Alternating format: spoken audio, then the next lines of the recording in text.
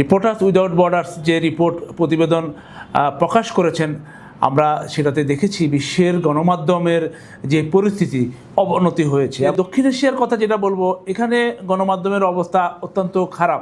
বিশেষ করে এই 8টি দেশের একমাত্র নেপাল ছাড়া প্রায় প্রতিটা দেশেই অবনতি হয়েছে। পিস জার্নালিজমই তো পারে শান্তি সৃষ্টি করতে। পৃথিবীতে শান্তি সৃষ্টির একমাত্র উপায় হতো পিস জার্নালিজম। তা আমরা আশা করি যে এই যে অবনতি, এই অবনতি অচিরেই এটা অবস্থা উন্নতি হবে এবং দক্ষিণ এশিয়ার রাষ্ট্রগুলির যারা আছেন প্রধান, সরকার প্রধান, তাদের প্রতি আমরা আবেদন জানাচ্ছি যে আপনারা আপনাদের দেশে বা এই গণমাধ্যমকে একটু স্বাধীনতা দিবেন, গণমাধ্যমকে সহযোগিতা করবেন, গণমাধ্যমের নিপীড়ন, নির্যাতন, হত্যা বন্ধ করবেন। আমরা আশা করি আগের সূচকের তুলনায় আগামী বছর যে সূচক তৈরি হবে সেই সূচকে উন্নতির ধারা প্রবাহিত হবে এবং আমরা সেটাই প্রত্যাশা করছি।